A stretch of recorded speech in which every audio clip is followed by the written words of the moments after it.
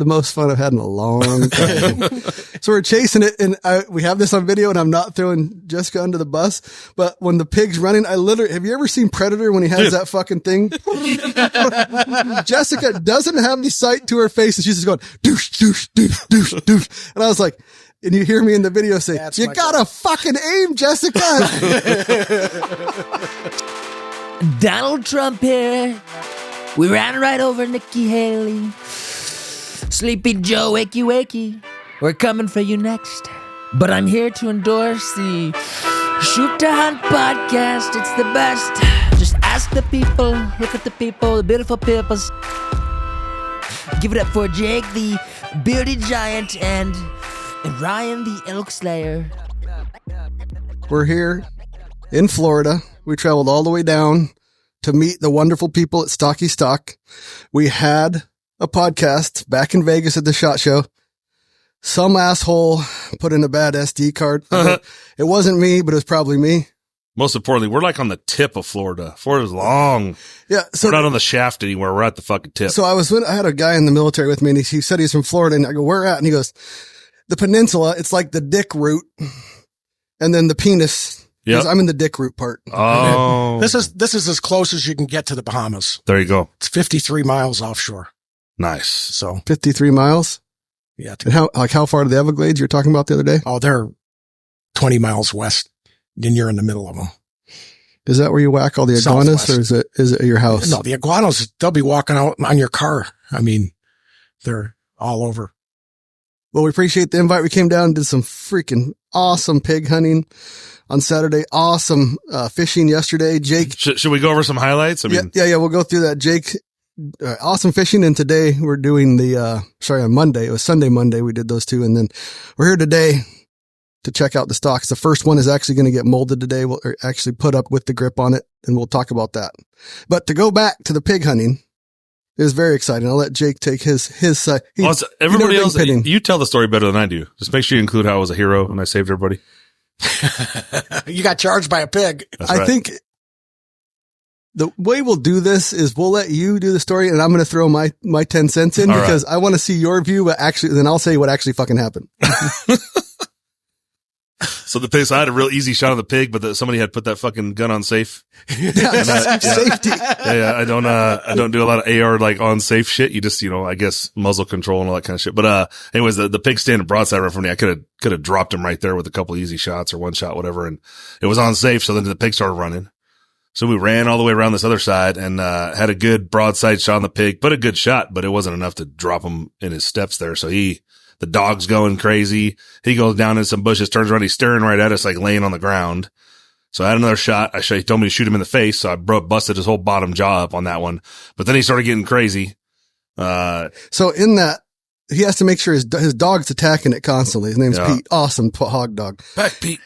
You'll hear it in the video if you go on Instagram. Back Pete. And those dogs are like, we're in close quarters. Those dogs are in 6 inches, sometimes a foot of when you shoot. Go ahead. So that was 2 single shots, right? And, then he started charging while that single shot turned like 4 of them as I'm falling backward. He starts charging. So I'm backing up and I hit like a branch on the back of my leg, but I still put 4 fucking bullets in him as I'm falling back, and then, got up real quick cause I knew I had to save Ryan. So I get up real quick. He's still kind of charging, and then the dog spun him sideways. And then I was like, this is it. And I dropped 5 rounds at him in like a half second. He was down. But let's not forget the first things you said once we got in the buggy was, I want to knife it. That's right. So what I was going to do. And then you ran. He started charging at me. I knew I had lives behind me that needed to be saved. So it wasn't just about me, It's not the way I remember it. I remember, we got in there close, and Luke's had a channel, like we're trying to get a headshot. The dog keeps nipping at the hog, and they had walked a little past, and Luke was following with the camera. And he's like, I got a lane right here. So they come back. And man, that dog, the first shot when he called Pete off and Jake shot, that was like, damn, you see the video. It was like, that was where he was sitting down looking at me. Yep. A foot or less. And Jake hit him. And then I think you hit him again, right? I can't remember. There's 10 shots total in about fucking 10 seconds. What was that second shot was supposed to be a single shot. It definitely fucking hit him in the jaw, but that's when he started charging. Then I'd go back, and there was like 4 more shots. He went back. Don't let him forget the part where he falls on his ass. Yeah. But that whole time we got to give credit to Pete, because Pete came flying in and bit it on the side again to make him come back sideways. And then after I got back up, that was like, that's enough of this shit. And then Jake went, the greatest thing about a semi-automatic weapon is you just keep pulling the trigger. That's when we get Fast trigger. Yeah, he's 10 rounds in about 10 seconds. They were all on target too. It was just a tough ass pig. Yeah, I've hunted pigs, I've hunted bears, I've hunted lions, but that was probably the most intense I've had it. Is it coming right back for us? He was hanging up, right? And he started to pull the skin back so you can see all the shots. It looks like Swiss cheese. Oh, no kidding. Yeah, they can do some real damage if they get you. Oh, yeah. When we get back, we're going to have to work on some backup drills with Jake. Well, I can't see if there's a laid over tree behind me. It's thick out there. It is. And it's underneath all the brush, and there's a, branch down there. I'll tell you what though, I was in there. I was charging in. Even the guide next to us, like he kept trying to go in front of me, in front of the rifle. So I went right in there, man. There was no fear. There was a little fear. There was a little, I saw reverse really fucking fast and tick, tick, tick, tick, tick. And then you fell down. We got to work on the backup, but hey, you did fantastic. You hit that pig probably 3 times out of 10. It was great. You're so full of shit. Oh, man. He had corn falling out of him in 10 different holes in his fucking stomach. How many of those shots? The question I have is how many of those shots were actually through the ACOG? All of them. They were? Yeah, I was in the ACOG the whole time. There was no Jessica's out. There was no running and gunning every time I was in the scope on target. Yeah. The hog died. It was like, you couldn't have drew it up any better to see it all happen. I was really waiting for Jake to throw down the AR, pull his knife and start stabbing, but he was backing up too much to do that. Yeah. Yeah. Hey, like I told you, there were lives at risk. Yeah. It wasn't about me. You and Pete were on the job. That's right. So Nobody anyways, died. Nobody died on this hunt. That was me and Tanya watched. He didn't even know. He was so much into it. He didn't even know me and Tanya were there. Nope. Yeah. Then I turned around all excited. Slap hands. Dude, so go look at that Instagram video. And then at that time, I didn't know what a bar pig was, but we basically ran into 3 nutless boars. Oh. And apparently down here, I'd never heard of that in Texas, but they basically catch them as piglets. Is this true? You guys correct me if I'm wrong. Cut their nuts off and they usually notch their ear a little bit. And these 3 run together. So they all had the Russian boar, teeth. And they were really big for their actually probably said ages because they don't breed. All they fucking do is eat because they don't have any nuts. Yep. Kind of like your big Impala. That's all that fucker did is eat. Yep. That's why they had bigger horns. So we get into, Tanya's preface before we ran into all these pigs, Tanya shot first and the guide said, you dropped him. So then we went on to Jake's. Well, when we went to look for Tanya's pig, I was kind of leading the way on that one and I looked and I knew the pig was messed up, but it was standing against the fence line. So we had to everything start over again. We let Pete back out. We chased him for a while. Tanya was trying to get on him. And the thing on an ACOG, she's never shot an ACOG and it has that side at the top, right at the top. And it's a delta symbol. Chevron, yeah. Upside down V. Yeah. Yep. And I think she shot through some brush. I don't know if she actually missed the second shot. It might have hit some brush first. In the bullet, you see it's going right at it and then nothing happens. So I don't know if a bunch of brush caught it or she just shot a little low. So we ran down and got in front of it and Pete kept pushing the thing down the fence line and, she shot it, great shot right in the side of the head and just stoned it. Cool. That was into that one. And when we jumped those 3, one of them spurted out to our left, going away from us to the left. And I think Joe said we'll probably never find that pig again. So we're driving out and we left the fence. We're out back into another pasture and, dogs started going off. Dogs just started. Dogs knew off. some shit was right there in the grass. And how they know, we have 2 dead pigs in the back of that big old buggy. And how they had known that live one was right there over the smell of the dead ones is beyond me. It must smell their breath. There must smell something about them being alive. No. So he's like, there's got to be Joe. And the guide said, there's got to be something over there. So we went back through the gate around the other side and we did a run. It's like tall brush. Probably to me, it's Jake's knee, probably my mid thigh. And, went one way. The dogs are lighting up and he's like, he's got to be right here. He said, so we're basically just like, we're cutting grain, man. We're just going row by row. We come back around and dogs are lighting up. We see nothing. And Tanya happens to glance down and said, I think there's a pig laying right there. And if you would have fucking said, pick this pig out, we'd have never saw it. If Tanya wouldn't have saw that fucking, she said, I saw a little hair. It was like, where's Waldo? Yeah. Instantly. Yes. Yeah. Even when we got back on it was a hard time for you to see it where it found this little tiny hole, little tiny dip and it was all in there. And it was probably 150-pound pig, I'm guessing. It was a big pig. It just looked like a little black spot. That was it. And, Jessica shot it out of there. He revved up the buggy reel thing. It popped up and I believe Jessica did hit it that first shot. And then the chase was on and Pete was back out on the he was bait up. He was on the buggy at the time. That's when it gets fun. You don't want to you don't want a 1-shot, 1-kill situation. You want some adrenaline going and a little bit of entertainment. Dude, the most fun I've had in a long time. So we're chasing it, and we have this on video, and I'm not throwing Jessica under the bus, but when the pig's running, I literally, have you ever seen Predator when he has that fucking thing? Jessica doesn't have any sight to her face, and she's just going, douche, douche, douche, douche, douche. And I was like, and you hear me in the video say, you gotta fucking aim, Jessica. So it ran into a bunch of those big palmetto bushes, what they are. And we fucking sent the dog, sent everything in there, and it popped out. And then I think Jessica hit it again on the run, and it ran into another palmetto bush and died. Yeah. And that time Jessica said, I'm fucking done with this shit. But she got the job done. And at this point, Joe was pissed again, I think, that it was up in it's gonna die in that fucking bush where you can be able to get to it. You know, he was Joe was comedy all by himself. That's why all those pig guides are. Dude, yes, definitely. The best thing about Joe is it has a ladder. This buggy, it's a big old swamp buggy. And the ladder you have to put down and up. Well, he had put it up. Jake got off the piss. Is that what you did? Yeah, I was all by myself. Nobody knew I went off the back. But then I didn't put the fucking ladder back up when I got up. So he goes backing up and just rolls that fucking ladder underneath. Son of a bitch! He's going He snapped this fucking aluminum ladder right off the back. He wasn't a real big dude, but he was angry enough that I didn't tell him I did it at first. I copped up later once he was relaxed, man. But I'm like, I don't want to get a fight with this guy up on top of this buggy. And this guy had seen it all the fucking problem he has, I'm sure, with hunters. And that was the last thing. He said he just replaced one 2 weeks ago. And we snapped that fucker right off. And he went on, dude, and I totally agree with what he was saying. He went on, and I don't want to fucking get him in trouble with his company because he was a fantastic guide, but he was this fucking job. He could have blamed it on Rudi. He should have blamed it on Rudi. Anyways, it was actually awesome because that was we had just killed three big tooth hogs all in one morning. I mean, to me, it was a fantastic morning. He literally said he had people coming out every week trying to shoot hogs like that. Yeah. Every week. And we shot 3 in a row. Yep. So that was awesome. Yep. 3 in a row. 3, what do you call teeth bar hogs? Yep. I guess you can email us if we're wrong, but that's what Joe told us. We got ours frozen in that box out there at the ship home. Yeah. Yeah. Taking them home, right? Yeah. Oh, yeah. Oh, yeah. I'm hoping Nick can read because the front half of my jaw with the teeth and shit is good, but behind that where I hit him, it's kind of shattered a little bit. But I think Nick at Wildlife could probably. Well, Pete says thanks. Nice. Because that's how they get them. Yeah. Mm-hmm. And they carry, those guides, they carry a sewing kit right on the buggy. Oh yeah. He has some stories about the dogs. Yeah. In the contract, it said if you shoot a dog before he told you to shoot, it was $3,000. Didn't matter if it was injured, dead. $3,000 a shot on a dog. Yeah, and people bitch about having dogs do that. Those dogs live to do that. He was the best dog out of the group as far as finding hogs, but I don't think he listened very well. No, when he's he was young. saying back. Yeah, he's 10 months old. He would come back. He would turn around. Yeah, he would. And then he'd go right back in. Yeah. Yeah.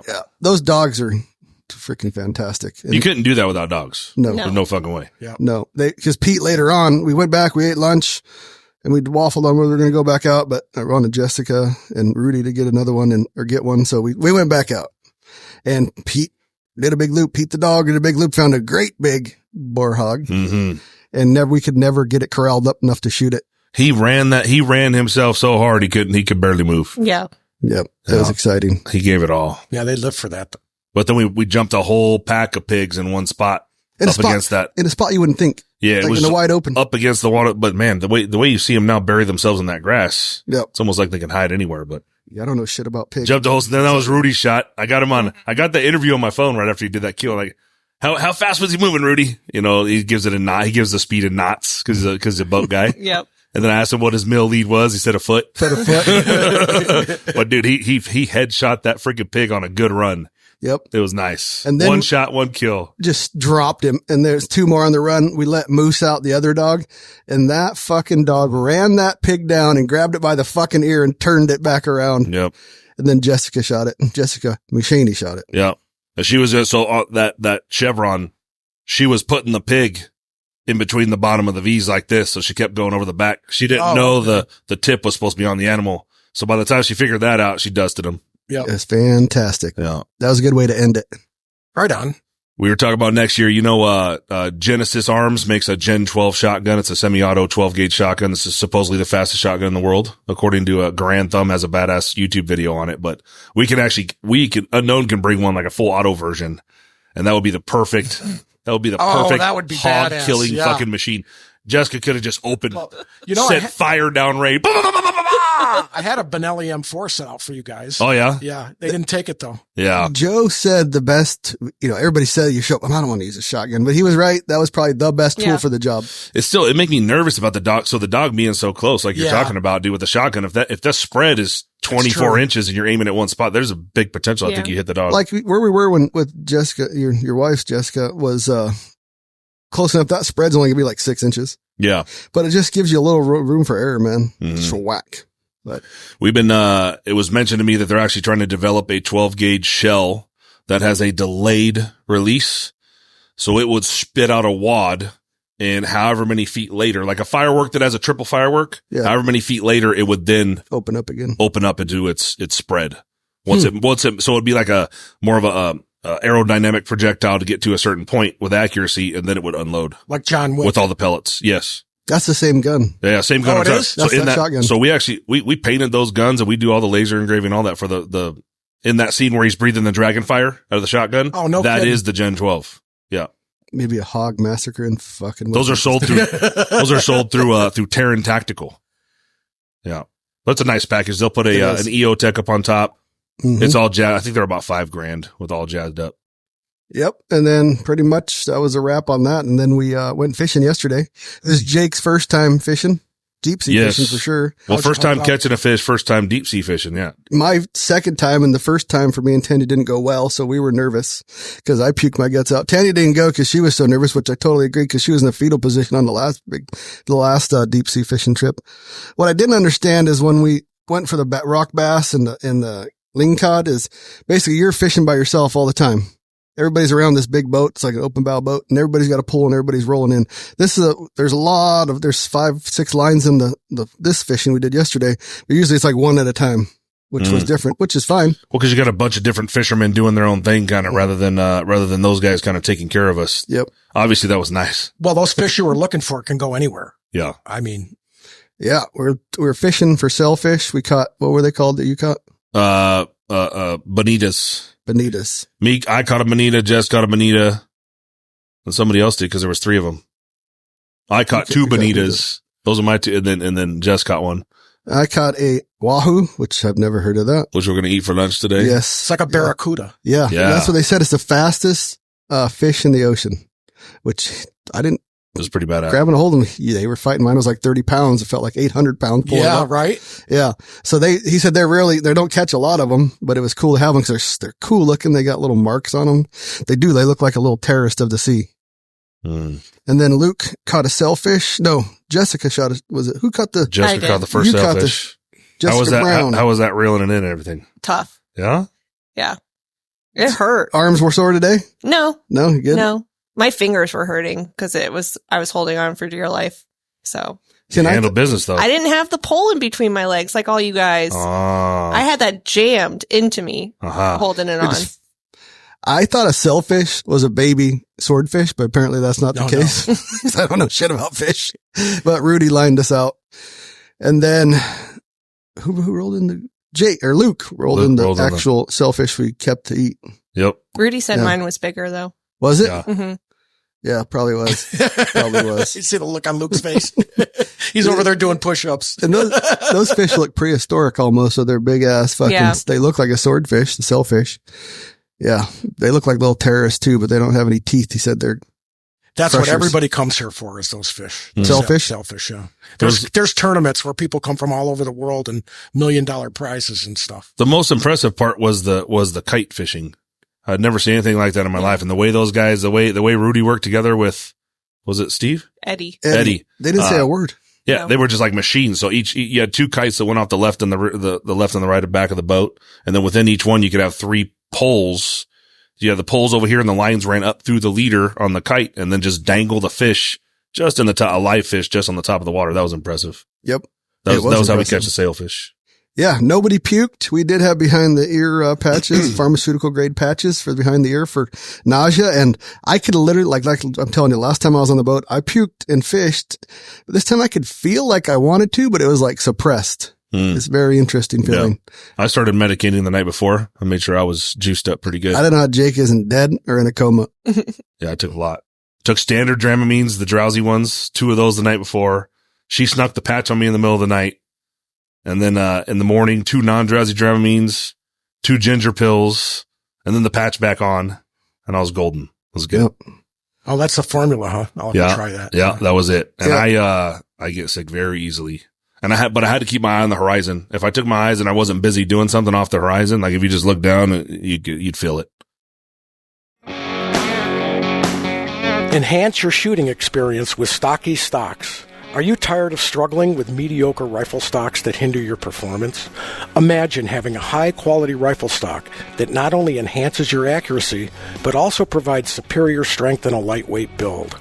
Stocky Stocks offers a wide range of premium rifle stocks manufactured with hand layup carbon fiber construction, a patented carbon fiber AccuBlock, and multiple finish options. Whether you're a long-range shooter or a hunting enthusiast, our stocks are perfect for you. Experience unmatched precision and durability with Stocky Stocks. We provide stock installation instructions, technical support, and guidance to help you choose the right stock for your rifle. Upgrade your shooting game today with Stocky Stocks.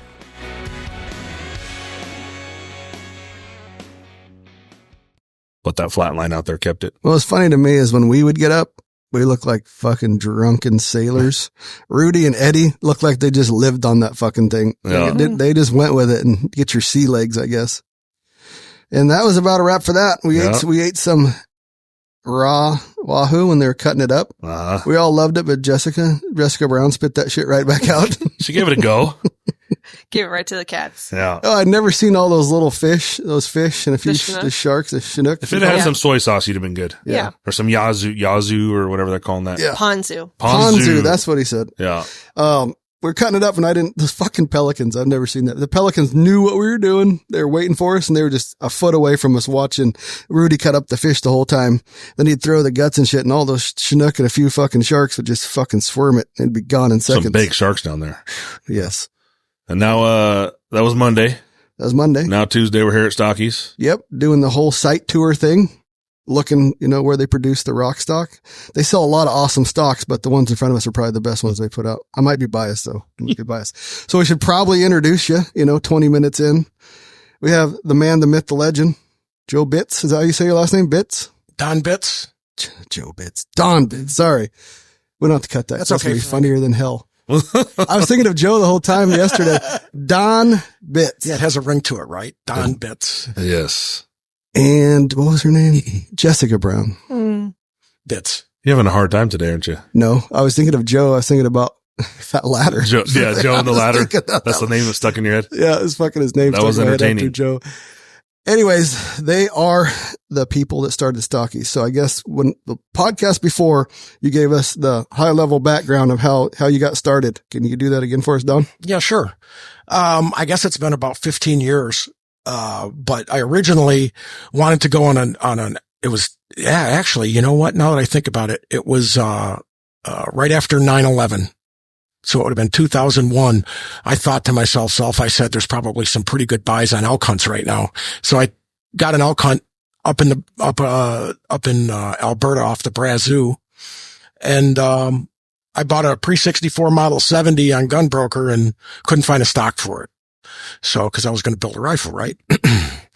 So I ended up getting a Bell & Carlson stock and, it was a Carbolite for a pre-64 and didn't fit very good and blah, blah, blah. So I said, a guy can make a business doing this, right? Because that's been my hobby my whole life.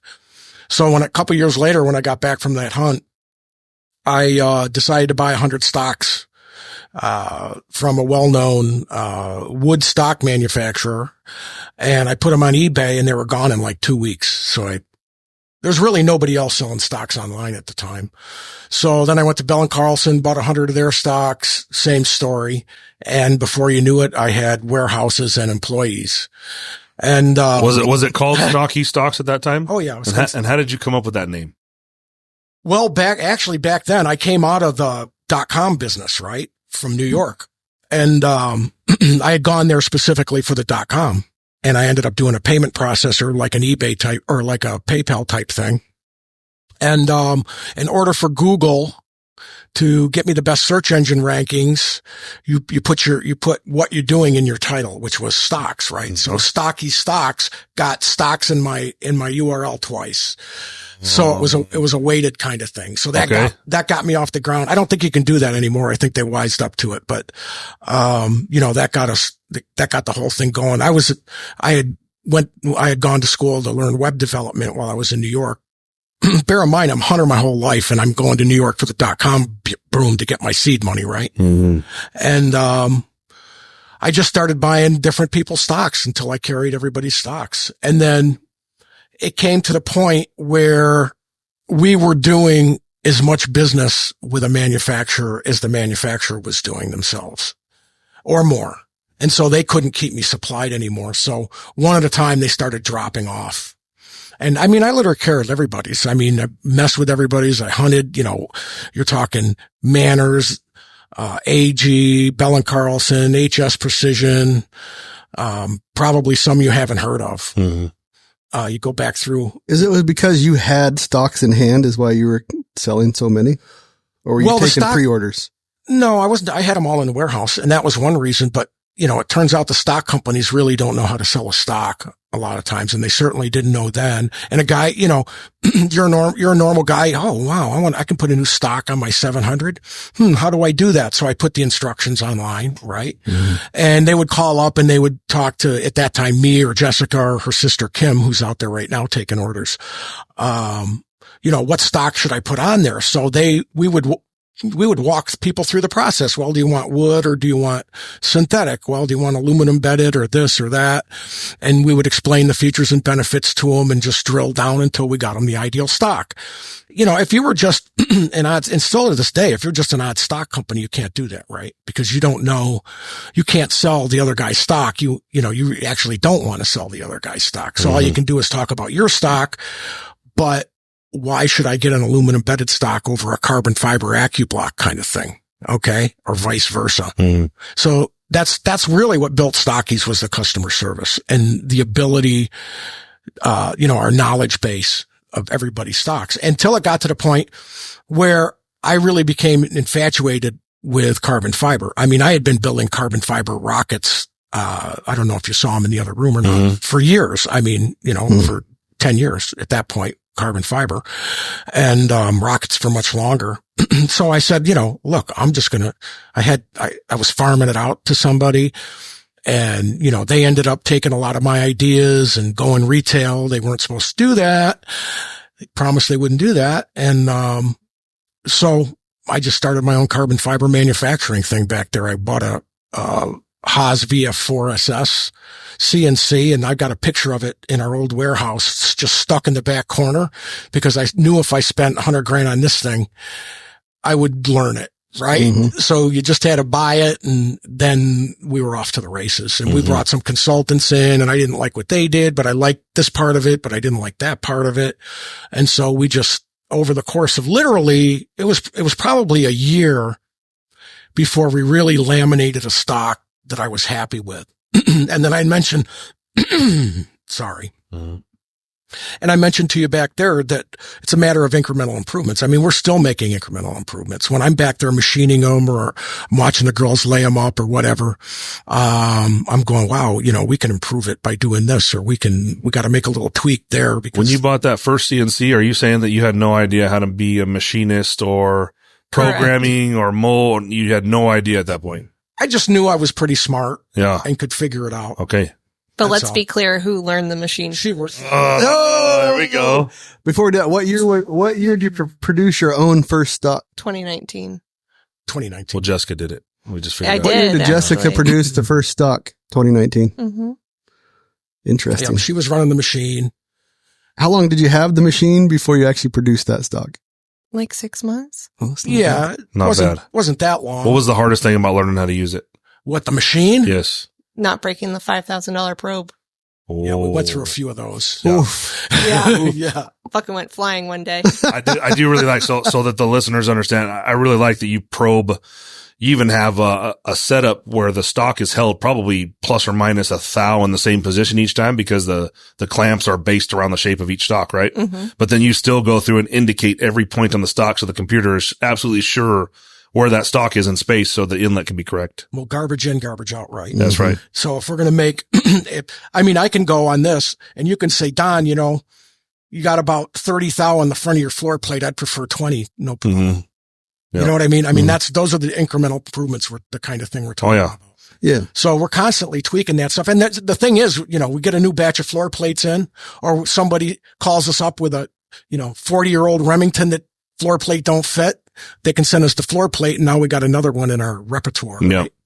So we'll model that up and get it into the stock. When you guys do a standard M5 floor plate, if somebody just asked for M5, do you guys have a standard across the board, or do you have a Hawkins M5 and a Badger M5 and all kinds of different M5s, or just one? Well, we use the Pacific M5, Pacific Tool and Gauge. Okay. But we do have programs for the Hawkins if someone requests it. Okay. Most of that, I was always curious because that's supposed to be somewhat a standard. The M5 should be a standard. Yeah, and, but there is a difference. Like Grabo's different. Yeah. Even between PTGs. Yeah. Different models of PTGs, one will fit, one won't. Okay. The hard, it's like the hard part is getting that magwell area aligned with the two screws in the trigger guard, because it always seems to be shifting on everybody's, It was interesting. The first production you gave us of this stock for the Tika, it came in as a couple thou high on the bottom metal. And you're like, no problem. We can fix that. And the next one's for flawless. Well, it was already fixed. The guy used the wrong program, right? Right. Like they caught that during their process. Yeah, It's just the next one, the guy didn't cut the right That's how quickly revision it could be fixed. Yeah.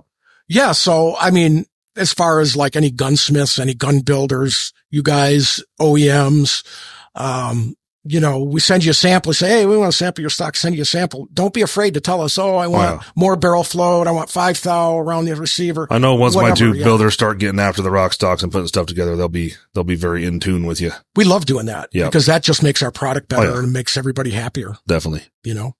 So I imagine your first go and your first stocks for 700 clones. Yeah.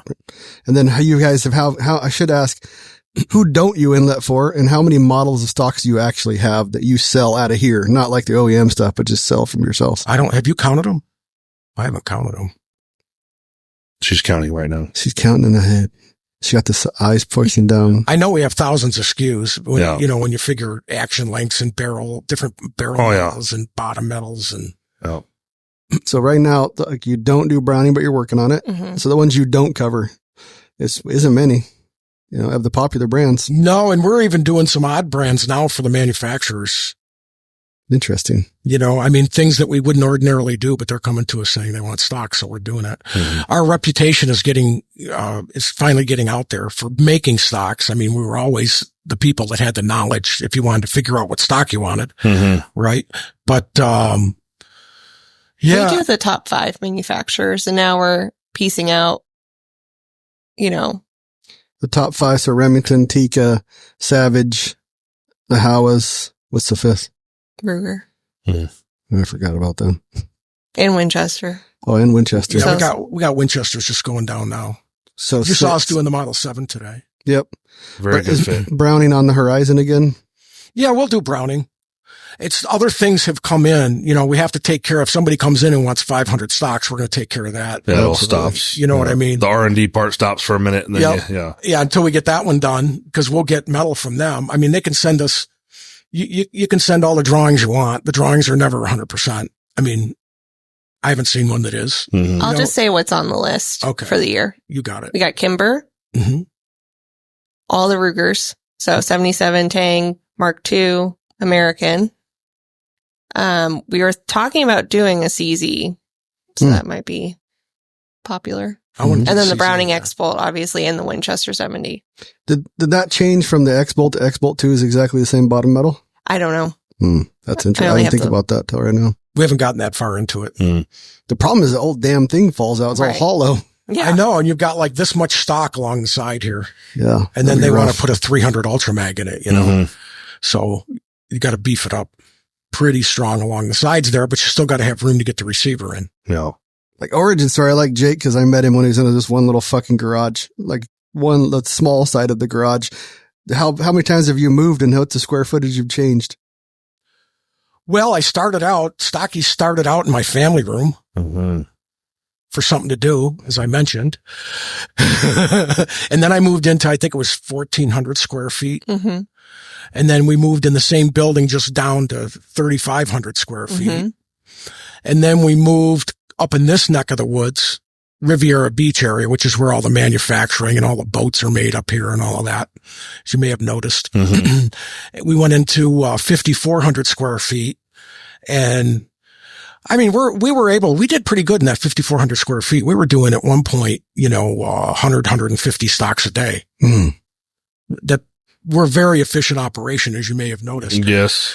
So efficient in manufacturing too. You guys don't have a lot of waste per stock, which is nice. Exactly.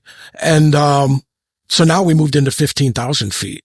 So we're just waiting for some POs to come in, and there'll be a couple more machines back there, and there'll be a few more employees.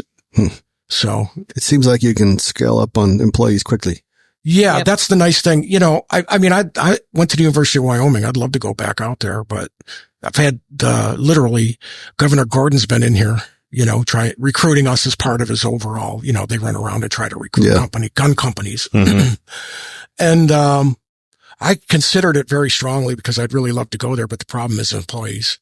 Down here they're like, at the drop of a hat, literally I could get 20 people in here next week. And some of them are even trained, some of them we've just, they come in and they do piecework when we need them, when you get a big order and you come in and you go balls to the walls, and then, you don't need them for a couple months. And so they go home and take care of their kids or whatever,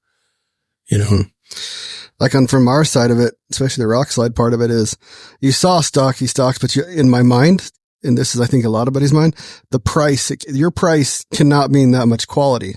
So I talked to Jessica. She sent us a VG Hunter stock.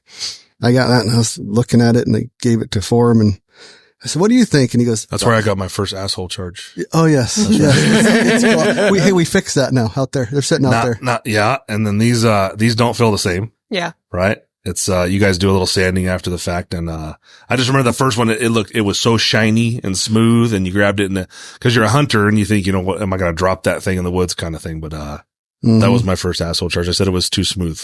Well, the first thing that Forum did to it was take it home and fucking put a big old glop of bullshit on the fucking pistol grip. Yeah. So it's interesting. Anyways, I'm looking at it and I'm thinking, I don't know how the fuck they make this quality for at the time. It was like $450 or whatever it was for the VG. It's funny. When we were first starting to build rifles, Blaine said Stocky Stocks. Stocky's has this one rifle that'd be perfect for a cheaper rifle build kind of thing. And yep. and I don't That's remember. our LRC. I keep telling her to raise prices. Well, literally, we get it, and first thing I do, you see me, I'm not anal about a lot of things, but on my hunting stuff, I'm very anal. And I'm looking at it, and I'm like, and then he has all the stocks, so I went and get AG, and I look at a Manners, and I look at a fucking McMillan, and they make quality shit. Maybe not AG, but everybody else. So I'm looking at him, I'm like, Jake, what do you think? And he's like, I think they look great. So, and then Form's like, they look great. And then Blaine's a pain in the ass too. He's like, I think they look fantastic. So we're like, what are we missing? These things are fucking at least half or more of the price of all the competitors. Why is that? Ego. Yeah. It's kind of similar to so after COVID, the price of primers went up and up and up and up and up because people really wanted them. So that, the market price continued to increase. And once COVID's over, let's say, and primers are more available, which they're not really, but just as a comparison, the price doesn't go back down. No. Once people have accepted the price that they're paying for something, a company's not just going to lower their price to take care of the little guy. Well, they'll be going up. Definitely. I mean, but as the new kid on the block, I wanted to make a splash. Oh, yeah. Yeah. Oh, you did. Frankly. Yeah. Definitely. You did. And also there was the whole, carbon block. It was also like, there's no fucking way this can hold up to the recoil of the Magnums. And so far we do need to do the 33XC test and 375XC test. But to me, you go through, you tested it again, aluminum versus your carbon block. Can you explain what happened? Well, when this was part of that first 6 months, right? So we come up with this formula that uses 3 different fibers along with a special, a custom, actually. We have it mixed for us type of resin epoxy. Think, okay, well, this all looks good on paper. Now let's test it. So I got a press back there. I put a 9/16 inch pillar in it and I cranked it down and it failed. It 1,500 pounds, 1,600 pounds. The aluminum. Yeah. I just bent in half. I'm like, okay, so that's where it needs to be, right? Cause everybody wants aluminum. So we got to have at least something that'll hold up to that. Right. And so I found some, those little 1-inch square ice cubes that you might put in your scotch glass. And, I put them we poured some stuff in there one day when we were making stocks and let it harden for a few days. And then I put one in the press and I cranked it down 2,000, 3,000, 4,000, 5,000, 6,000, 7,000, 8,000 pounds. And I stopped. I said, this is going to work. Oh, yeah. This is going to be great. So boop, popped it out. And, the only thing dimensionally that happened to it was when you pour it, you know how you have that little lip on the edge, it flattened that lip out. But the ice cube itself was still structurally the way it was when we started. So I knew that was going to be strong enough. And I've seen some things online where she'll sell somebody some flat tops at a gunsmith or whatever that wants to inlet them themselves. And they're like, holy crap, this stuff is tough. You can't cut it with regular CNC tools. Mm-hmm. I mean, we have to use all diamond coated tools and they're very expensive tools. You take a carbide end mill, you'll be lucky if it lasts 2 or 3 days. And usually you've worn it out the first day. Mm-hmm. So, again, that was part of our learning process, cause you start out with all the standard machining stuff and then you've got to find what's going to hold up to this stuff, right? I'm not going to make it softer. Plus, we actually read the specs to our stuff. This is a special type of foam that we make right here. It's called syntactic foam. Okay. Most people use a foam gun, but we don't. And we actually bake this twice because on the second bake, it's called the post curing. With the particular composite that we use, it gives it 30% more rigidity. Wow. So I'm like, it was great to start. That's part of that 6 month process. You don't spray that in, you lay it in? Yeah, it's by all hand. That's packed in by hand, mixed in a big mixer back there. I don't know if you have. Is it like a Play-Doh consistency when it's pushed in? Yeah, but it weighs nothing. I'll toss you a piece and you'll go, whoa, it'll be that big around in it. Weighs. Okay. How long does it take to cure? Well, it's a process. Normally we can't cut them for 3 or 4 days. Gotcha. We have to test them. You can't just, we'd cure it overnight and go throw it in the machine or whatever. It's a very, very slow curing epoxies we use. And that not only gives you more strength, but you also bond to the shell, right? Mm. The slower it is, the better the bond you're going to get on any epoxy. That's why there's slow, extra slow, fast. Fast is good for quick non-structural repairs. That's fine. But you want to use slow, extra slow, super slow. And just how can I get the best bond? Cause I don't care how long it sits on the shelf back there. And the post curing actually hardens it. Good. Well, I was going to ask, so what do you use that? So obviously we talked about this area being a different material. The forend is this material we're talking about now. And how about the buttstock there?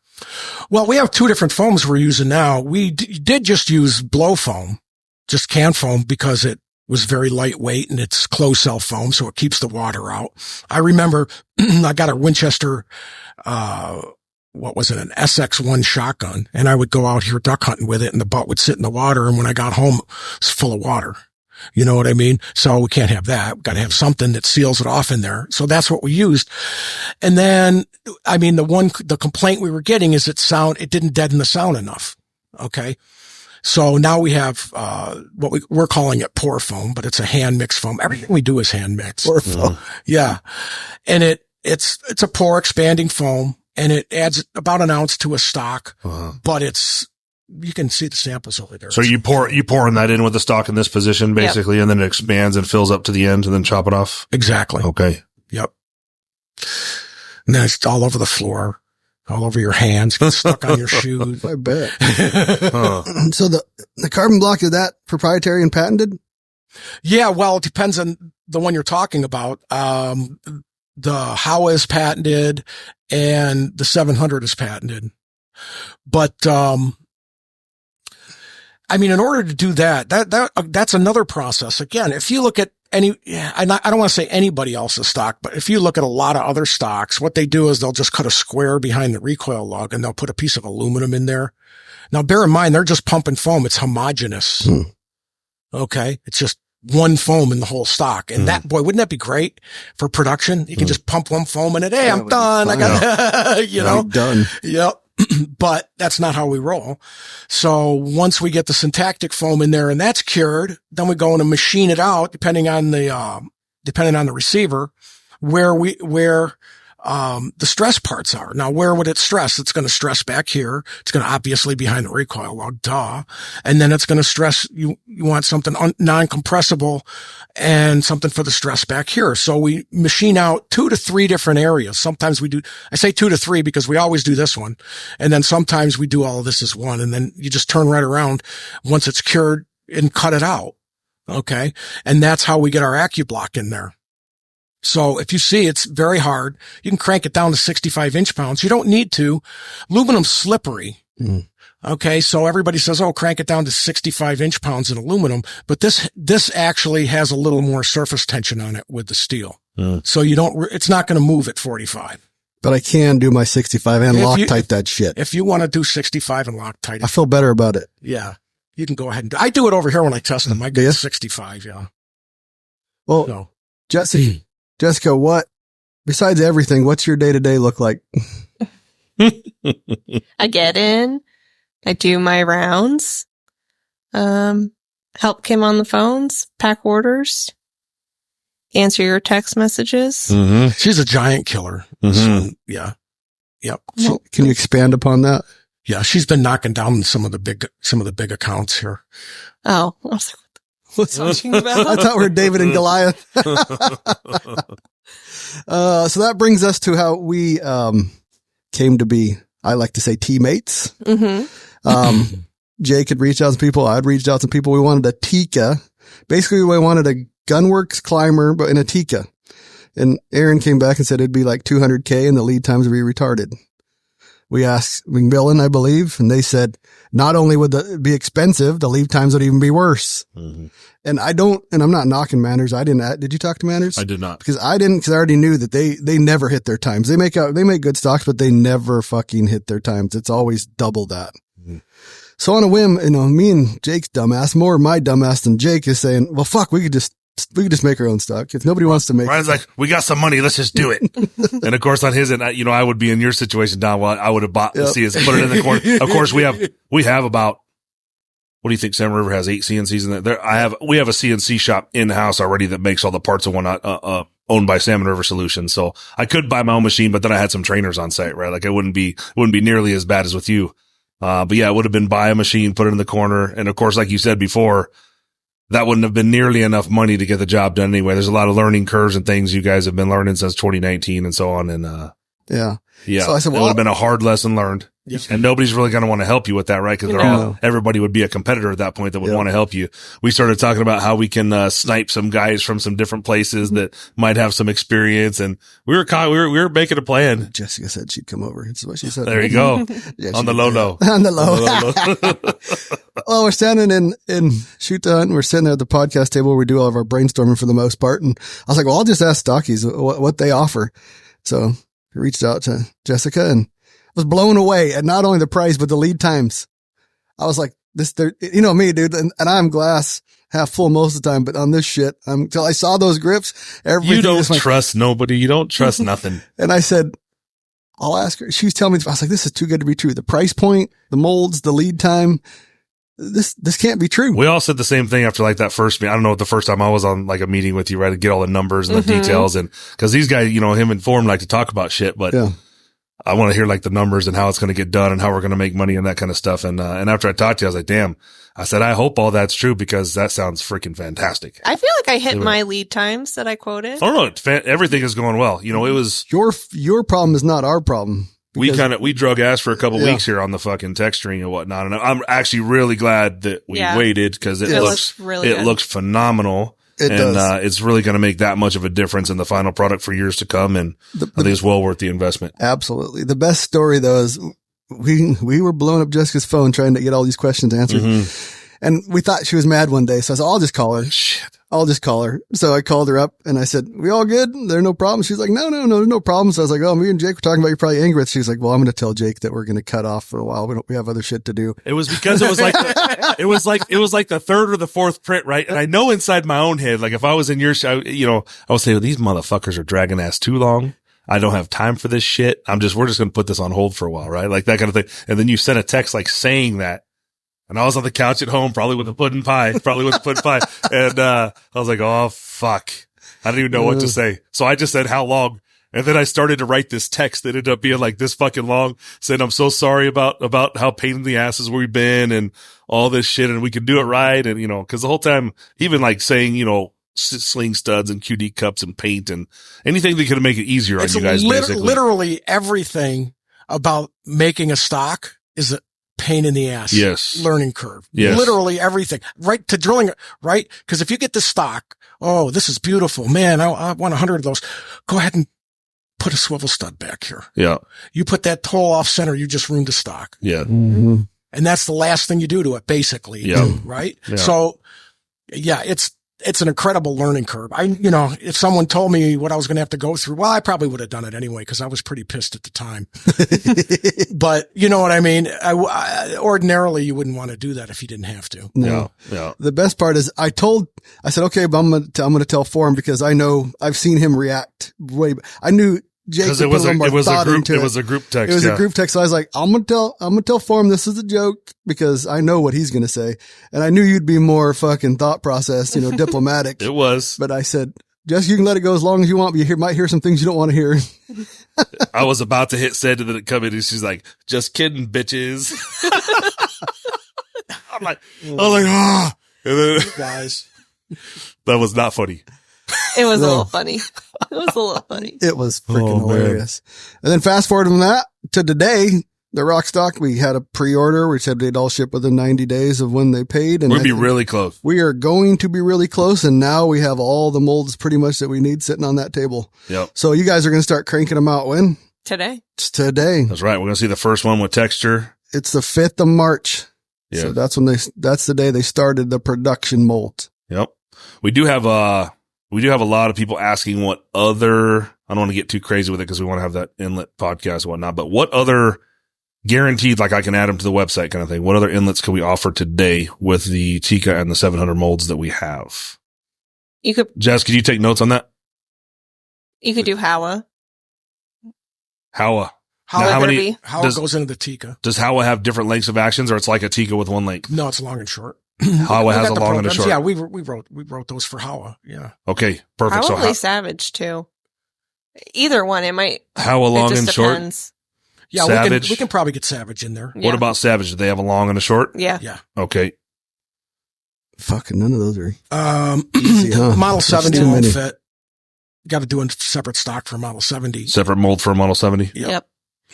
And you guys are going to be working on Brownie. And once you get all those details figured out, we can kind of know if it needs to be a different mold or not. Well, it's a different mold because for sure. Yeah. Yeah. Okay. We cut that. It's a radius down here. You got to match the Browning radius or else your floor plate looks like shit. Okay. What about like a Ruger? How hard is that one? We got a Ruger American in the VG2. Yeah, we did.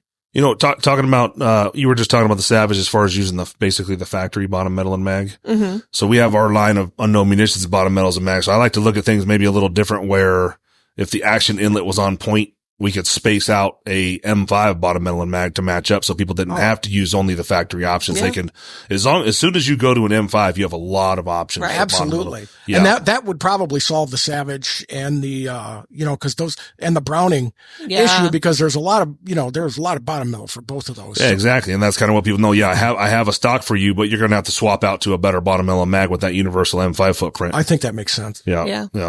So I can send you guys a set of short, medium, and long too, just to give it some. Yeah. And if testing. you got the drawings. Yeah. Give us a place to start. I definitely do. Yeah. Well, now I have this. she has all the step files for the inlet itself. Okay. But I can send you actual bottom metals and mags so you can test feed and we got to have the metal. I do the fitting with the metal. I don't trust it. It's got to have the 700, the way our bottom metal is set up. So it would have to have the 700 spacing as far like what the pillar length, but you guys are not doing pillars. Same pillar height? Same as a 700. Yes. Yeah. So we'd have to try to match that to use that on the other stock, but could be an option. No, I think it's good. Well, when you're talking 700 stocks, the M5 bottoms were made to fit in a BDL. Mm-hmm. You know what I mean? It's just made to run over a BDL. Yep. Right? It's just a little bit larger in certain spots, but yes, definitely you're ready to go right over it. Larger and deeper. Yep. So it cuts the BDL out. Mm-hmm. And wider. And wider. Yeah. So it cuts the whole thing right out. So we love that. In fact, we offer at our place, if you want a UM bottom metal and mag, we offer the service to open up BDL, the M5. We charge $100 if you buy the bottom metal and mag. You want to know how much we charge? I don't. 0. I don't understand your business philosophy. So are you telling me, so any guy off the street can send his whatever stock in here? No. Okay, it has to be ours. No, Okay. our stock. So if somebody has a stocky somewhere in a BDL and they want it opened up to an M5, they ship it to you, you're going to do it for free. Yep. There you go, guys. I just had a Tika guy email me, say, can you open it up to the M24? And I said, pay shipping, and I got it. Oh, okay. The barrel in there. Yeah. No shit. Hmm. You guys are badasses. That It is takes 2 badass. minutes on the machine. Yeah, but it's fantastic customer It service. keeps is a customer for fucking life. He's going to be right back to you Yeah. when he wants another stock. Yeah. Well, you got to tell us, because it was the back and forth between the three of us from Shoot to Hunt and Jessica on this very unique looking stock. What did Don say when you brought him and showed him what we wanted to do? The first bondoed turd. Yeah. Okay, well, the first comment he made to me, you got to talk to those Rockside boys. What are they doing? And I said, they know what they're doing. Just let them do it. Uh-huh. I got it. I'll guide them. You know, That was there was back- critical points where I Man, was like, butt pad. Up here was like 1.5 inches wide and it was another 1/2 inch taller. So it just looked like it was a big old block. it looked like a fucking shark fin. Well, and then I started looking horrible. I started looking at some of your stuff online, and I said, yeah, it looks like they know what they're doing. So, okay. Yeah. Nice. And then he kind of just, Let you run with it. I mean, I know the critical points. So those were the only ones that I was saying, okay, well, we need to fit the butt pad and we need to do this and we need to do that. It has to be the right height, whatever. But everything else, I mean, you do you. Mm-hmm. And then I said, well, how are they going to clean those? Who cleans guns? How are they going to clean their effing rifles? As soon as we posted the first silhouette, the question came out. And of course, our response is we don't clean rifles. So, That's what I told him. or the once a year that you would clean. No, you you could said take two you said screws out. cleaning is overrated. There you go. Yeah. Yep. The only other bitch, Yep. the only other problem we figured out is bore sighting's rather non-existent. Yeah. Yeah. Bore sighting is tough. Yeah. it's Well, hard. they've got tools for that. Yeah, you can use I any one of agree. those laser mounted tools up in this area. You just can't you can't eyeball it down the bore. But if you give a customer a room to bitch, that fucker's going to bitch. Oh, yeah. We gave them 4 different rail options and all they wanted was more. I'm like, every stock in the world offers you one if they offer anything. You got 4 options and they wanted more. Yeah, you guys have made a thing of beauty. I think so. And it's toned down from what we started with, but what we started with wasn't functional for 90% of the people. This is functional for 90% of hunters. Yeah, absolutely. The thing that didn't annoy me, but Tell the truth. I was very impatient, Uh-huh. was that 3D sample. I was like, Yeah. what the fuck are they doing? That was our over there? fuck up. I know. And I would text you like, it was like every week and a half. Yeah. Hey, any update on this? There was a Hey. bunch of shit going right. When was that? Like right after the first of the year? No, it No. was in December and November. It was like Yeah. October. There was Was so it? much shit going on Yeah. right there between, I'll just be honest. Ryan was fucking hunting nonstop. That's what he does. So, No, I'm not even talking about that. I'm Yeah. talking about the stock original. you sent me yeah, that exactly. you Bondo. The original Bondo. That was like Well, September, that's what I'm- October. Yeah. And the MK machining guy, I mean, he's a good guy, but he way underestimated his time frame. Yeah. I That got you took a 3D few prints weeks. in like 3 days. Yeah. Now we know, but Now we know to go with like you. I said, we were 1 foot in, 1 foot out. We didn't, how the fuck is Stocky's hitting this price point? Until you see it and you're like, all these other fuckers are retarded. Really. Yeah. There's no reason not to buy a Stocky stock. It is fantastic. QC is fantastic. Their machining's you guys cutouts are fantastic. Buy a Stocky stock. I might be a little biased, but what's in front of me is fucking perfection. I don't understand it. I really don't. And, you look at other people's stocks, and I bought plenty of them. I carried them. I heard the complaints, Mm-hmm. There's a couple of them. You go look at the actual finish and it's not impressive. And you're paying $1,000, $1,200 for that fucking I stock. can't believe they're getting that much for that stock. A Manners long range hunter is $1,000. Oh my God. Yep. I told you we should have the ST5 should be like $7.99. Oh, get the fuck out of I here. got one more question for, it's more of a Rockside question to ask is, and we're all about this, is how far out there can we get a folder on one of these Rockstocks? We're working on one right now for an OEM. So we got the hinge. We got we just 3D printed a hinge. Be down here. So close. Huh? So not too far off in the distant future. It's a giant pain in the ass, but yeah, we'll do it, you know. I mean, basically what we do here, the way I see it, first of all, I don't like the hinges out there that are out there. Should be no surprise. Second place, which way do you want it to fold? Most guys want bolt side, but you're not going to have a hole in the buttstock for that. We're doing bolt side. Bolt This side, is going yeah. to fold over and the stock is going to be notched back here for the bolt. Okay. Be interesting to see with that riser. That Okay. Now, that's the way our customer wanted it. Mhm. Okay, so that's how we're designing it. There's a few ways you can do it. Our hinge is going to come in like right here, Mhm. and it's going to be a plate, just like on our ST5 in the back. Have you seen the plate that we put on the back Mhm. with the rivet nuts? Yeah. And so that's what's going to hold it on. So it's going to stay on, right? And then it has a spring and ball detent it'll go click and fold, keep it closed. And then when you open it, you'll have to push a button to get it closed, right? Mhm. Okay. So why can't you just flip that if you wanted to? Well, you could. Yeah, that wouldn't be a problem. No. Um, If we There's- didn't like if we wanted to do on this stock, for example, but we didn't want any notches or anything back here, you could just fold it to the non-bolt side sure. where it would be flat. Yeah. Yeah.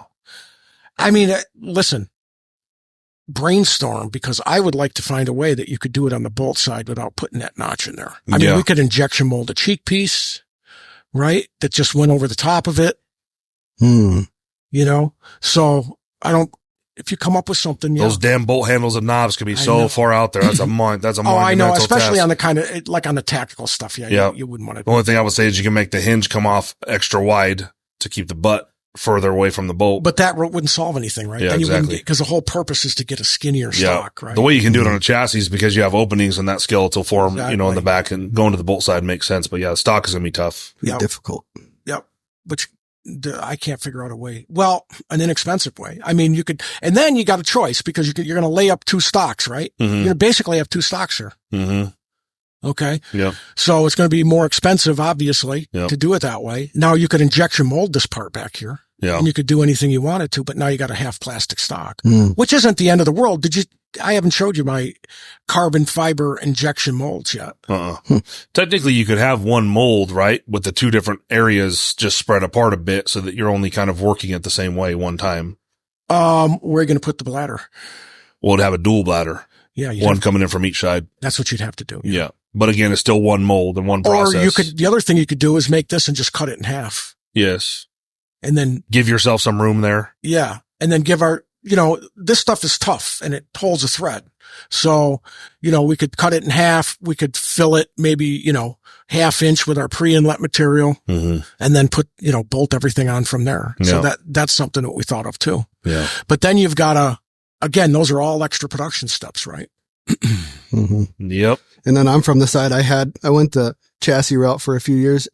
All of them were folders. Never fucking used them one time. I just set the whole thing in there in my backpack, or I have a gun bearer, Kafar gun bearer that I use 99% of the time. So I'm like, and I'm not the only one. I see people all the time. They got these hinges and they don't fucking use them. Especially if it's a 6-pound rifle. I mean, chassis, you got a 6-pound chassis on that thing, right? Yep. So, and you're backpacking that thing. Why would you want to do that? Yeah, and you're just putting one more weakness into something. Yep. It is, and it's one more thing that can go wrong at 12,000 feet, right? Mm-hmm. Mm-hmm. Definitely. Mm-hmm. Did we miss anything? I think this one is good. Did we miss anything? Not Joe, Don. It's okay, Frank.